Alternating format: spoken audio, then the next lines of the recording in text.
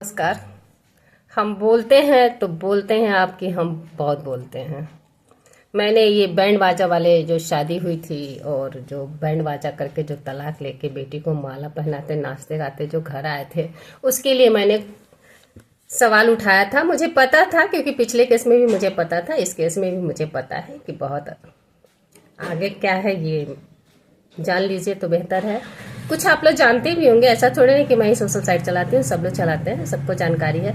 लेकिन आलोचना करने वाले को मैं बताना चाहती हूँ कि इस कहानी के पीछे ये कहानी है कि लड़की का पिता एक जज है और लड़की का पति आर्मी में है, मेजर है।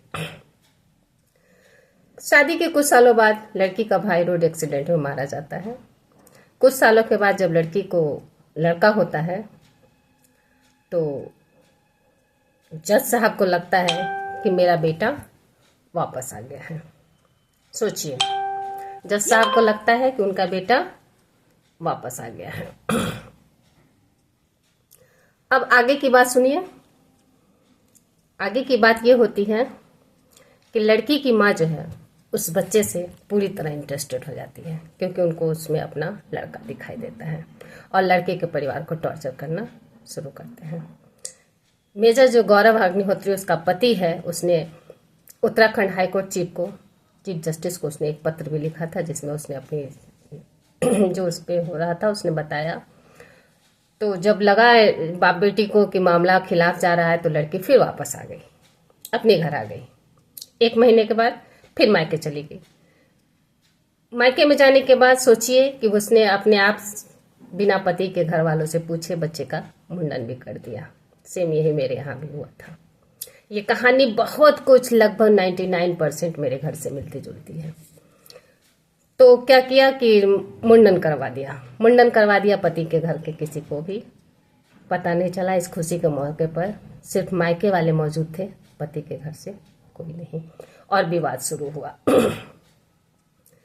विवाद होते होते होते मामला तलाक पे आ गया। जो कह रहा था जज कि मैं एक पैसा नहीं लिया हूं, तो मैं आपको बता दूं कि लड़की को 3 बीघा जमीन, हाँ आपने सही सुना, 3 बीघा जमीन, एक BMW X30 कार और 60 लाख की मात्र ज्वेलरी दे रखा है उन लोगों ने।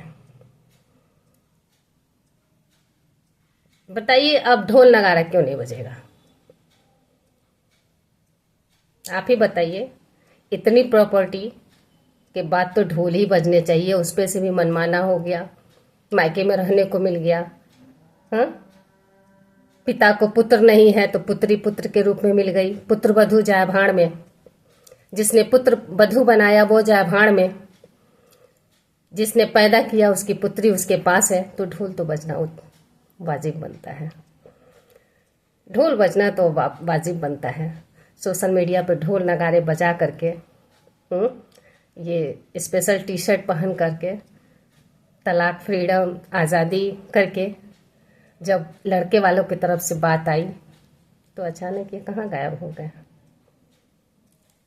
मैं इसीलिए सवाल पूछती हूँ। पिछले में भी यही हुआ था। जब मैंने पूछ दिया था तो लोगों को बहुत बुरा लगा था, बहुत बुरा लगा था।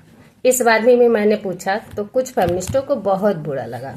लेकिन सच्चाई अब आप लोग जान लीजिए कि अगर हर चीज़ मनमाना होगा, हर चीज़ मतलब जो माँ बाप हैं उन्होंने पुत्री पैदा की है और पुत्री आजीवन आँख के सामने रहेगी, तो ढोल नगारा तो बजेगा ही।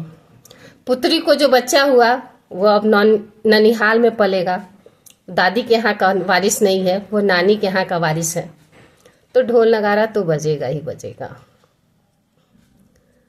देखिए, माँ, पिता और पुत्री और उसका पुत्र, अब ये लोग एक परिवार हैं।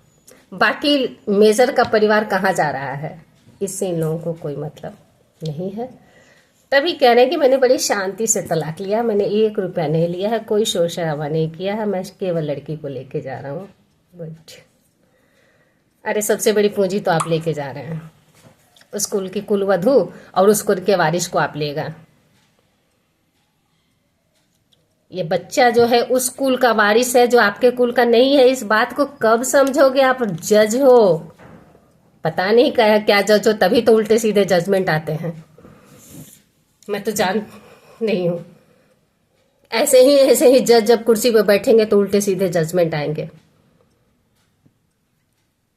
आप क्यों नहीं समझ रहे हो कि वो बच्चा उस स्कूल का वारिस है, आपके घर का वारिस नहीं, आपके घर का वारिस गया,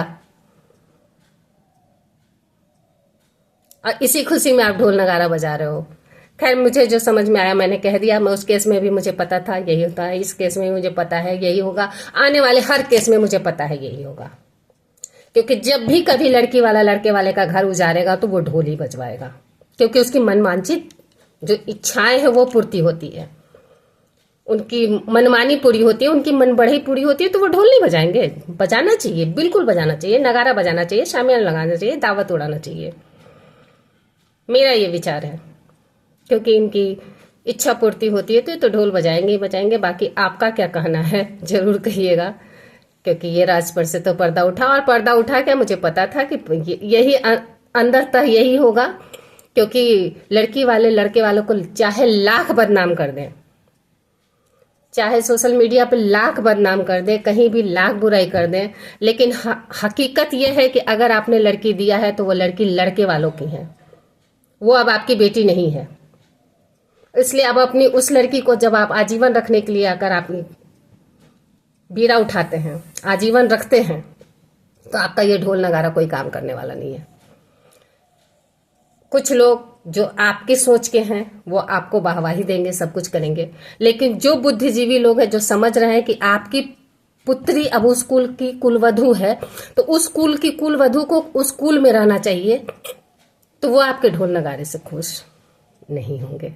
वो सच को बताएंगे, वो सच बताएंगे, और सच करवा होता है, सच करवा होता है। मुझे लगता था मेरे ही यहाँ का बाप बेटी सब दुनिया का सबसे बड़ा गिरा हुआ इंसान है, लेकिन नहीं।